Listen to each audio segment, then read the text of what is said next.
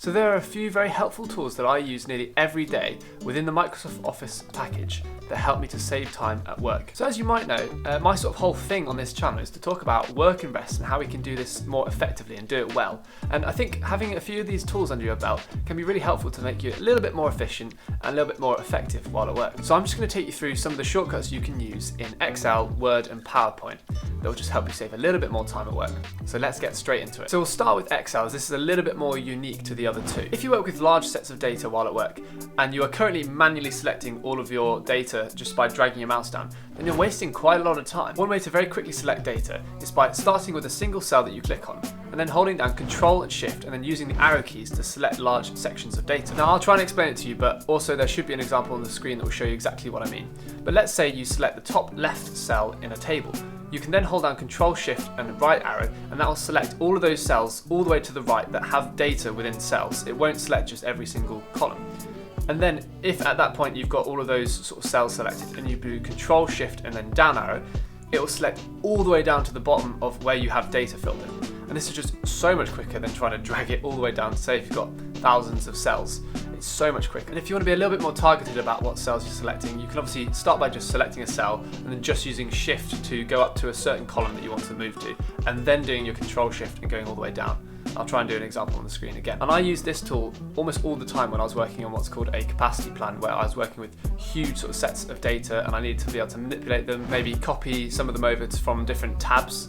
It's just a really quick way of selecting data rather than just dragging your mouse all the way down. So this next tip will appear in all of the softwares, but it's so useful I'm going to mention it every single time. And I believe it's called the format brush. So there are two good examples I can give for this in Excel. Let's say when you're working on this spreadsheet, certain cells get weird formatting and maybe turn completely white or have extra borders around them.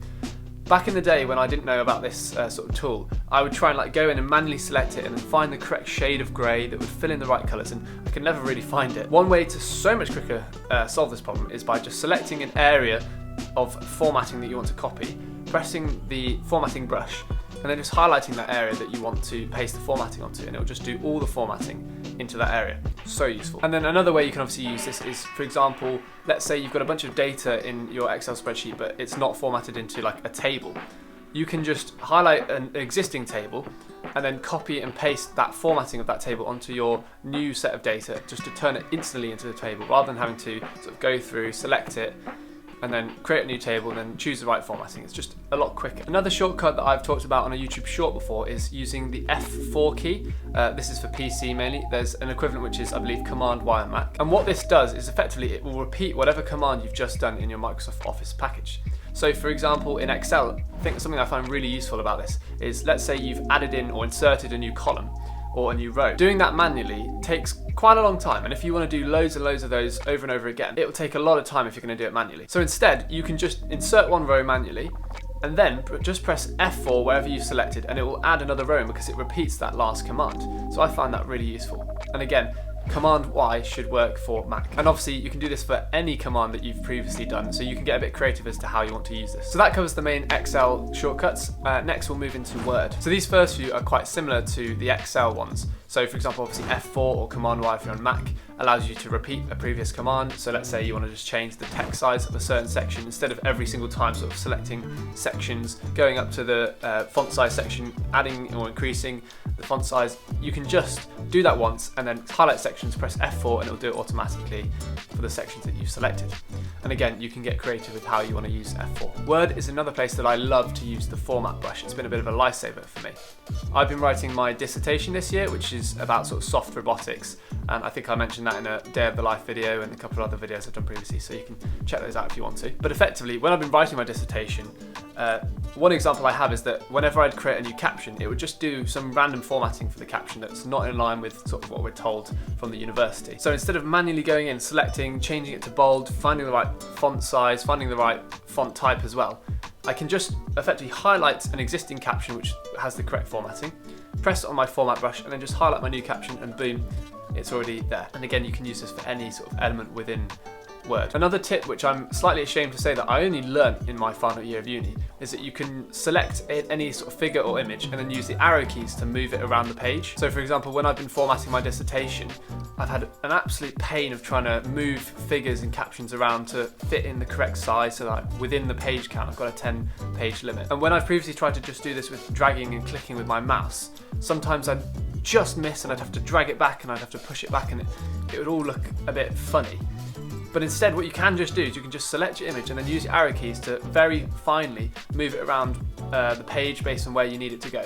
And I found this really helpful to make the formatting correct for my dissertation. And finally, let's move on to PowerPoint. So I won't fully repeat myself here, but again, you can use F4 and the formatting brush for the same things I've discussed in PowerPoint, and that's again a really useful tool. Another tool that I found quite helpful within PowerPoint that I haven't really mentioned previously is known as pasting with source formatting. So for example, for me, when I was working as a project manager, I'd want to sort of copy and paste a table from Excel that was formatted properly, and then I wanted to paste it into my PowerPoint for the client to see. And initially I didn't know how to sort of paste it with the same formatting, and I'd just do Control V and it would sort of give this generic grey blue colour which didn't look very nice.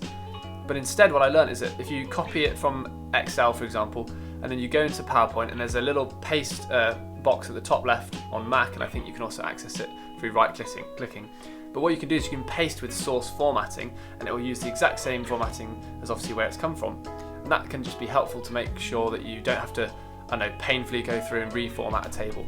You don't need to go through that pain. And again, similar to Word, you can use your arrows to move figures around, which again is super helpful to get the sort of right layout within your drawing. Often I find it annoying if I'm dragging it around with my mouse and it sort of will snap to the middle or snap somewhere, and I just want it to be in a perfect position. Using the arrow keys again helps a lot. So I'm probably only scratching the surface really with all these shortcuts, but these are the ones I found the most useful, and I think if you have too many under your belt, you're not going to use them all, and these have been quite useful for me. But if you guys have any other shortcuts that I haven't mentioned here that might benefit me as a project manager or anyone else watching this, then please let me know in the comments, as I'd find that really beneficial for myself. So if you've been following this channel for a decent amount of time, maybe you've been here the entire time or just recently, you might know that my goal with this YouTube channel was to make 50 videos.